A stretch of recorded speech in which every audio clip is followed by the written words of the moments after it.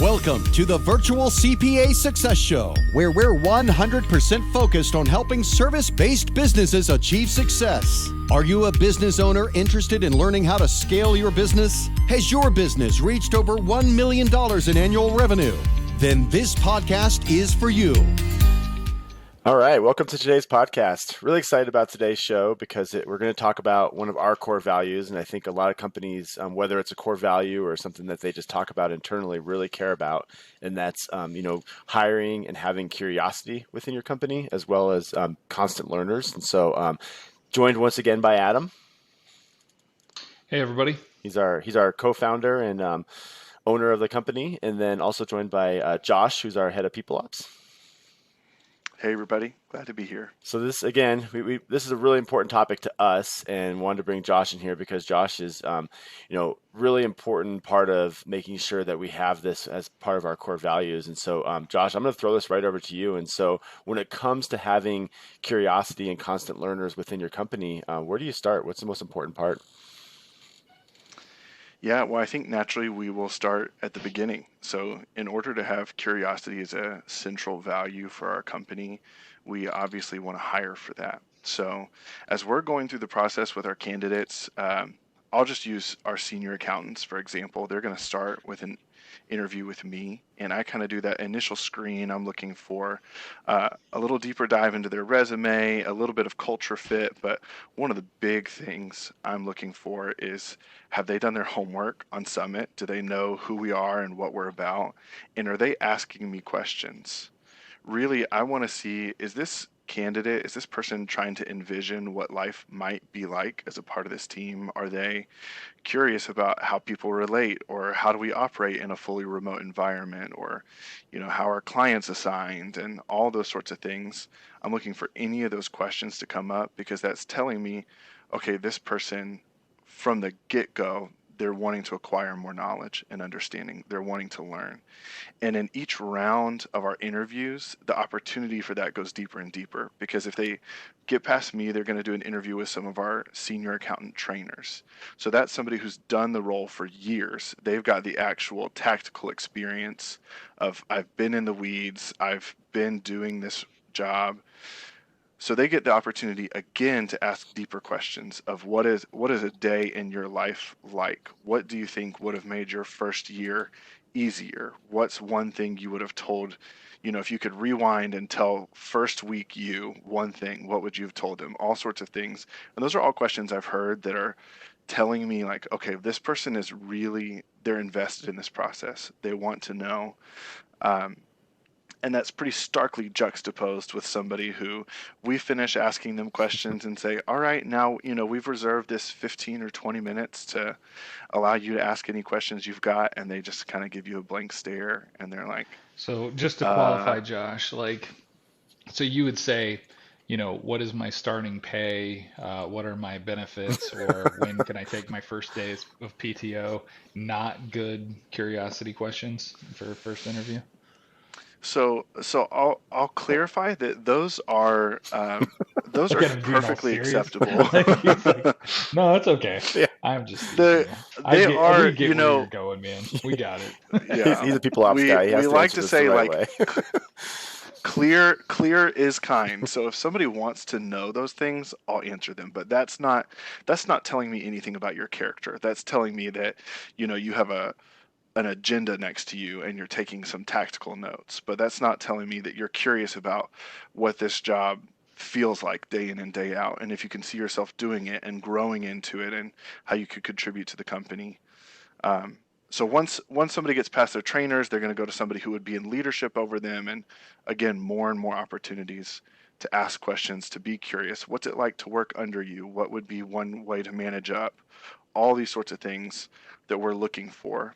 So that's one way that we really fight to center curiosity, is that we want to filter out people who lack curiosity in our interview process. I think what's funny about what you mentioned there is I'm usually kind of the end phase of that interview process. And so usually they've talked to you, they've talked to the trainers, and then I'm kind of the last stage. And so like when they're at that point, they've already had 2 opportunities to ask questions, and I'm kind of their third chance to ask questions. And so sometimes, people will come in and be like, Josh did a great job answering questions. The trainers did a great job answering questions. I have nothing for you. And to me, that's still like, okay, there's nothing we've talked about in this conversation that has made any questions for you. Because a lot, I do my interviews as very conversational and just two people talking and really trying to figure each other out. And so, you want to make sure that they're going to hear something that that they have a question on. And again, the other part that I've seen is we'll begin the interview and I'll spend 5 minutes talking about what their typical day looks like just because it came up in conversation. I'll be like, yeah, this is what a typical day looks like, and just talk through it. And then their first question is like, can you tell me what a typical day looks like at some of the CPA? And so like those are the people that are like, again,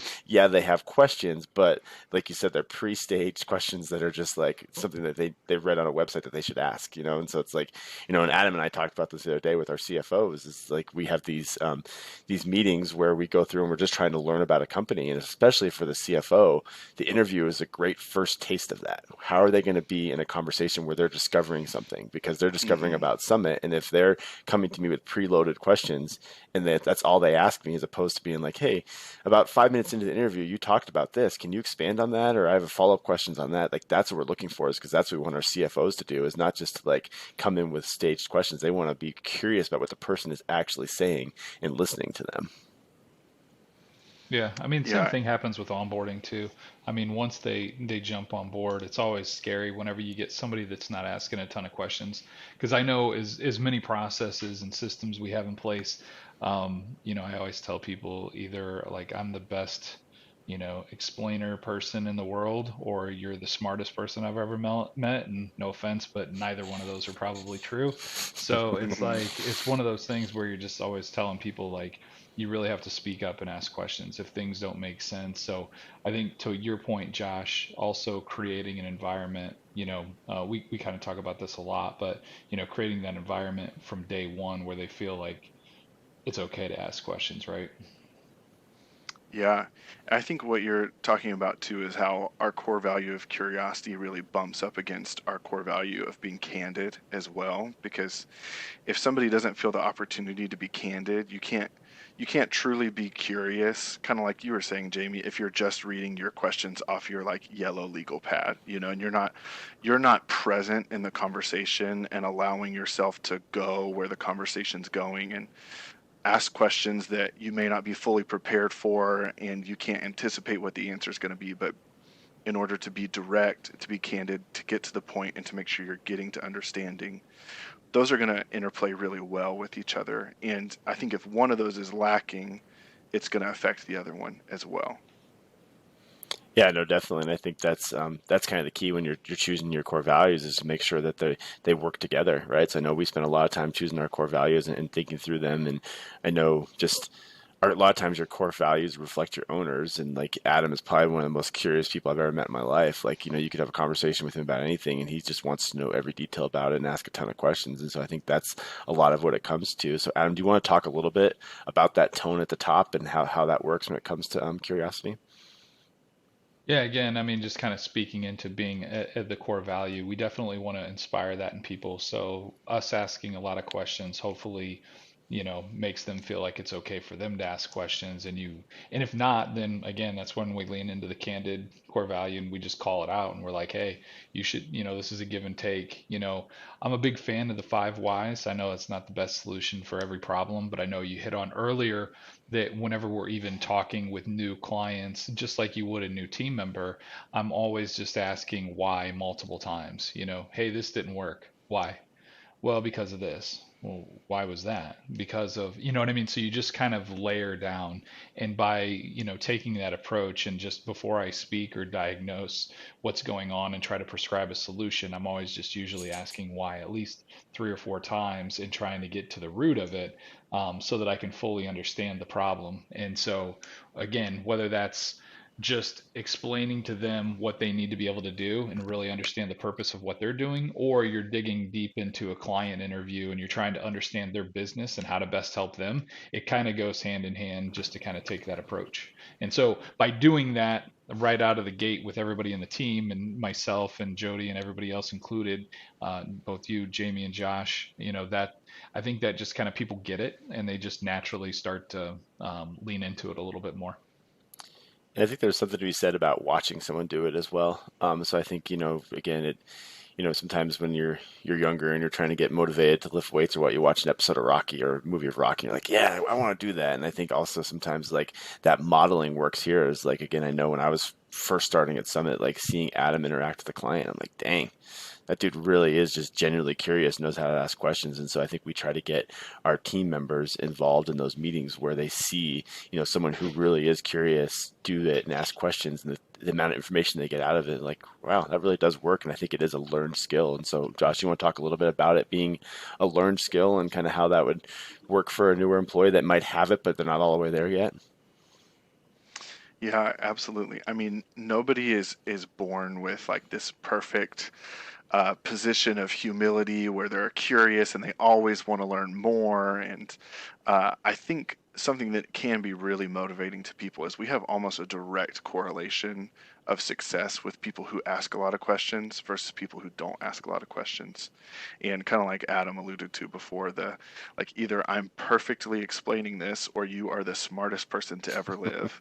And neither of those things is the case. So we see a lot of success from people who are, in our virtual office environment in Sococo. They're just knocking on people's doors, popping into people's offices saying, hey, can I pick your brain on this?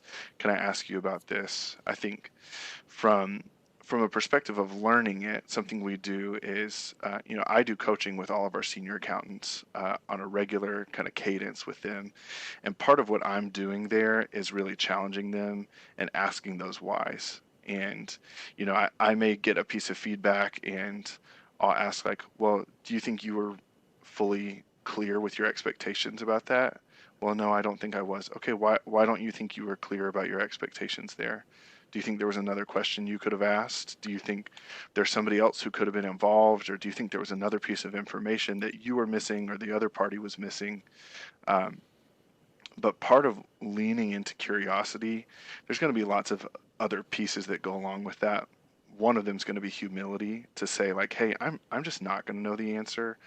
And I'm a person, and everybody that I work with are also people with limits and limits to their understanding and to their experience, and that's not wrong, and that's not a broken system. That's how this is designed, and we have a collaborative, curious environment so that we can lean on each other. But that is, especially depending on the environment that people are coming from, a lot of people are afraid to do that because they may have been in an environment where they were looked down upon for not understanding, or chastised for asking questions out of turn, or you didn't learn all of your onboarding things in your first 2 weeks. Are you dumb? Like, of course, we would Have I never said say that before? anything like that. Oh, okay. No, yeah, we would never say Um, anything like that. but but you hear horror stories, and people come from places where that's happened, and that kind of brings me to something I wanted to add to, Jamie, you talked about how core values really flow from leadership, and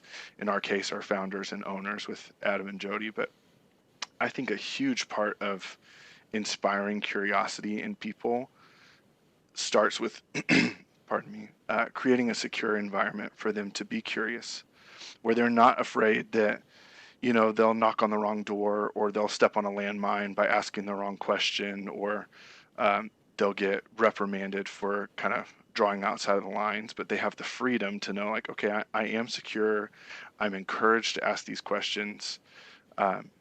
But in order to get that sort of secure environment, it means that your leaders cannot be leading out of any sort of insecurity. Because when your leaders feel insecure, that's when they get a short fuse. And that's when they, chomp at people for asking questions, or chastise them, or push back too fast and don't have the grace to sit down and say, okay, this person's been here for 60 days.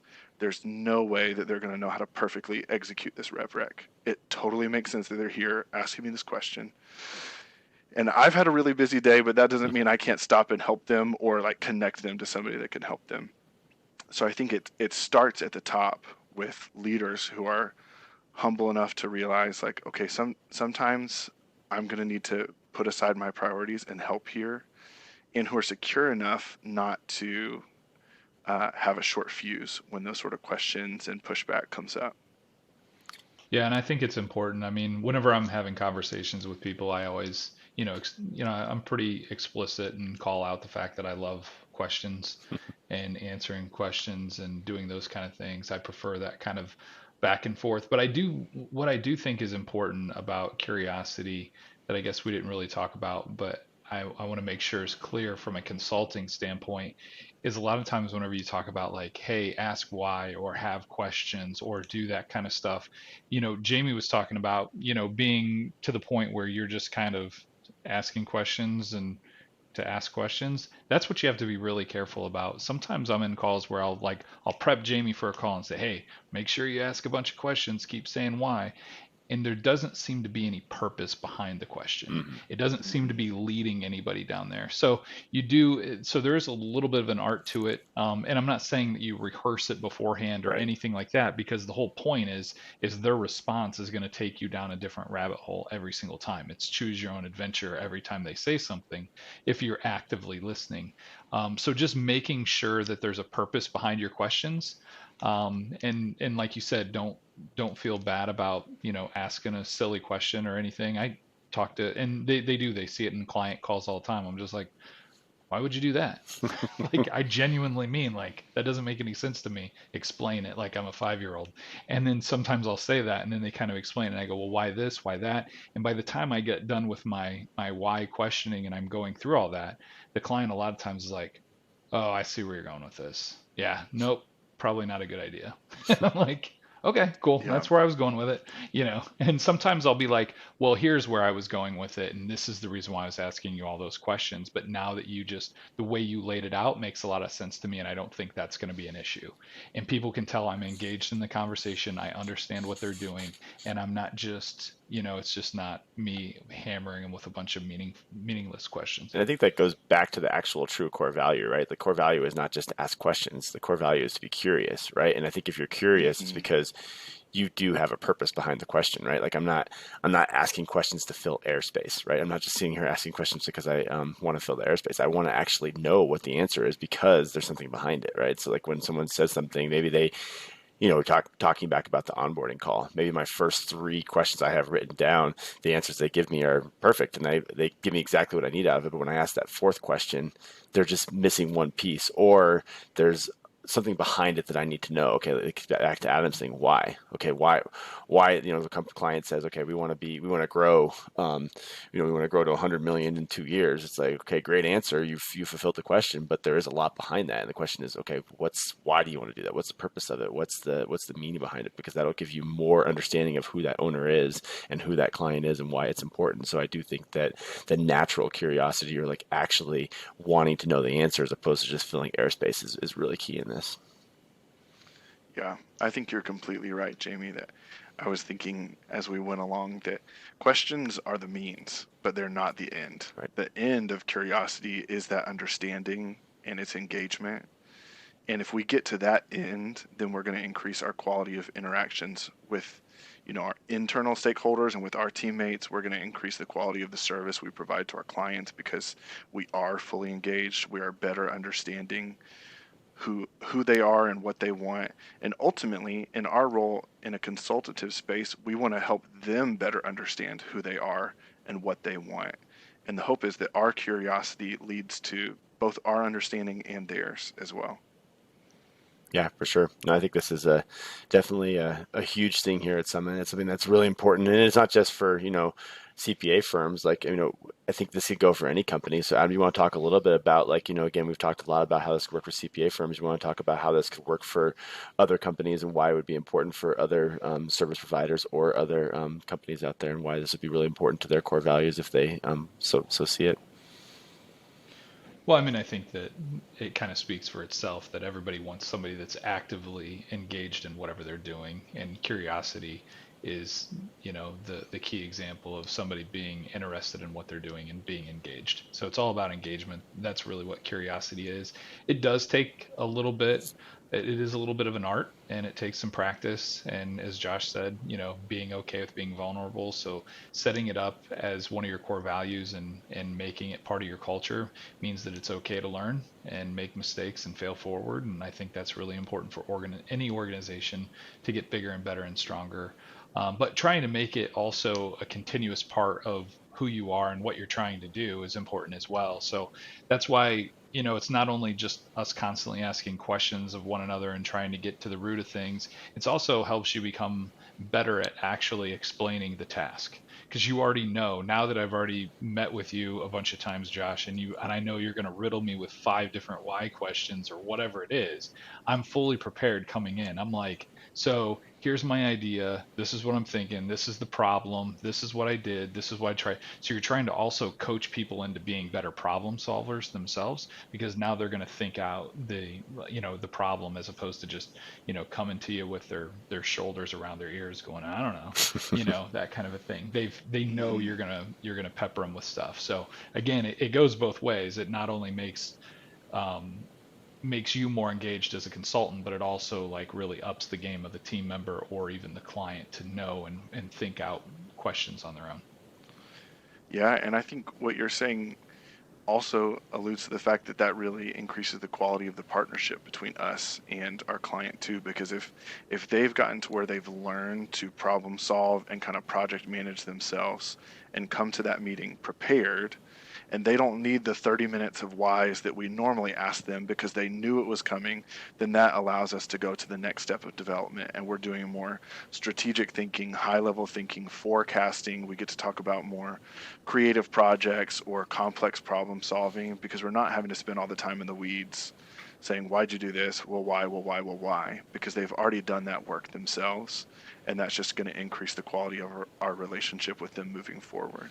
Yeah, I think, I was at a conference recently, and we talked a lot about verticals, and we talked a lot about, how you choose your vertical. And I think there's a correlation between curiosity and passion, right? So I think that when you're thinking about your company and what you're going to do and how you're going to do it and who you're going to serve, you want to make sure you're passionate about it. And you want to make sure that it's something you're really interested in, because if it's something you're really interested in, you're going to naturally ask these questions. You're going to naturally be curious. And I think that goes into the, again, that first step of, okay, we're going to be, let's just say an agency. We're going to be an agency, and we're going to focus on churches. Okay, you can't have people that don't go to church, never been to church, doing that, right? You have to make sure people are at least passionate about the subject in some means. And then I think the other part of it is passion is contagious. So I think when it comes to hiring, obviously we work with a lot of agencies, and we're not like, tell me how passionate you are about agencies. Like, that's not a question we ask in our interview process, because that would limit our pool. But I think when you hear us talk about it, when you hear the owners and the leadership talk about it, that it's something we're really interested in, and we're really curious about it, and something we really do enjoy thinking about and just spending a lot of time talking about. I think it wears off on people, like, oh yeah, that actually is a really cool business model, and that's something that I could spend some time doing. And so I think that the two are very closely correlated there. Yeah. Whenever you start to see the passion rub off of an owner, that's whenever you see the business start to go kind of downhill. So, even whenever we engage clients, we kind of sometimes, relight that candle for them, because we start asking them about it, and you can see them kind of get more excited. And as you start drawing and putting together a plan for them, then they're usually like, oh, wow, this is great. And, they start to get more into the game. So it helps them in that regard as well. But yeah, for sure. Cool. Well, Josh, any other topics we need to talk about in this area? Like, I think we've covered quite a bit, but I want to make sure we're not missing anything. So any other areas of conversation we need to have around curiosity, constant learners, that we might have missed in our natural conversation here? I think the only thing I would add here at the end is that this is a really important value for folks to have when it comes to their own career trajectories, and for people to feel the freedom to be curious and ask, what could my role evolve into? How could I make this better? Or is there some other part of the team that I could shift to where I could have a greater contribution? Somebody who has that sort of outlook is going to be, they're much more workable from a leadership perspective, because they're displaying like, I'm a team player, I really want to contribute here, as opposed to somebody who kind of just wants to stay in their lane and not really think about anything else. And there's some people who love what they do and they don't want to change, and that's awesome. And I want to see them be curious about, how could I make this role easier for me, and how could I increase my contribution over time, but still stay in this role and really crush it, like do it as well as I possibly can. But I love to see other people who are curious about, hey, maybe there's a gap that I'm seeing here. What if we created a new position that was a hybrid between two things? Or what if there's a way I could serve this part of our team in a specific capacity that I feel passionate about. It's something that's really helpful for people's career trajectory, and I think it helps them get placed into a position that's more fulfilling for them if they act on that curiosity over time to see where's my best fit, where's my best contribution, and I think that's ultimately going to help their satisfaction at work too. Yeah, I oftentimes, like, college kids will always ask, why did you choose accounting and what should I go into? And even just dealing with it with my own kids, I was talking to them and I said, well, anybody that tells you just have to, go do the thing that you love the most in the world, I said, between you and me, they're full of crap. I go, professional baseball, and sorry to anybody listening that's just like, oh, I really love accounting.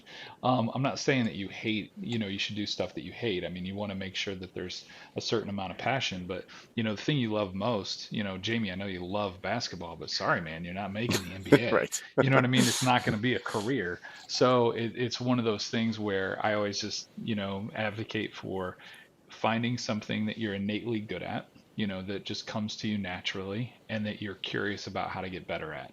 And so if you have those two pieces, then it'll serve you well in any profession. And then if you're my kid, I also add a third one on there, which is, also make sure that it actually pays you okay. And you can have a livable wage, because I don't plan on supporting you for the rest of your life. Just that last caveat. But yeah, that's really the, kind of the thing there. And for constant learning, and too, it's, you can tell if you're curious about something if you're always wanting to read more about it or look into it or watch stuff about it. And for us, that's how we can, that's a kind of a tell for the people that are in our leadership group is, are they taking it upon themselves to read a book or learn about something, contribute that back into the knowledge base. And of course, whenever we see that, we know we've got somebody that's really curious and passionate about what they do. And I think to that point too, it's also oftentimes you're reading something not related to that and you find a way to relate it back to what you do, right? Like I could be reading, I remember a couple of years ago, I read a book about the early Patriots when they were first winning Super Bowls, to kind of about this team structure and the learning style there and kind of how they did stuff. And I'm like, oh, I could see how that would work at Summit. And I started like drawing lines of like, okay, we could do some things here to, again, like, make people work in a certain way. And so I think that's the thing too, is like everything you read, everything you consume, you do sometimes just convert it back to things you're passionate about and really curious about. I'm like, oh yeah, I could see how that would relate. And so I think that's the other thing too, is not only searching for topics or searching for books or videos or articles that relate to what we're doing, but also like just drawing correlations that might not always be there too. So. And to be clear, you weren't talking about cheating, like whenever you're reading about the Patriots, right? So you went there. Back you went there. I don't mind the Patriots. I'm just teasing you. So that's what happens when you're a Bears One fan. thing I really to, like throw things across the throw ball. everybody else under the bus. That's right. One thing I really like about what you guys just got to there is, we've talked before about being in the Great Resignation right now, and so many people are reshuffling what they do and where they work and what they want. And Adam, I think you're really touching on, I've seen several times recently, kind of in the people operations space, people talking about the difference between burnout and bored out. And I really like what you said, like pick something that you actually have competency in, and that's going to help you not burn out. Because if you're always doing something that you're not naturally gifted in, that's really, really hard. And then to pick something that you're curious about and you have a passion in, that's going to help you prevent you from being bored out and just choosing something different because you're just so sick of doing the same thing over and over again. But I really think both of those things contribute to long-term satisfaction and wanting to invest where you are, to stay where you are, to grow a team, and then to grow relationships with your team. And that, again, contributes to the quality of service you provide, your personal quality of life while you're working there, all that good stuff. Great. Well, I think this was a really good conversation, and we're right up against the clock here. I wish we could keep talking about it, but I think this is good, and I know it's something that we always talk about internally a lot. So I appreciate you guys bringing this to the recording, and hopefully our listeners enjoy it as well. So thanks a lot, guys. Yeah, thanks. See ya. Enjoy this podcast? Visit our website at summitcpa.net to get more tips and strategies for achieving business success. We're here to be a resource in this ever-changing industry.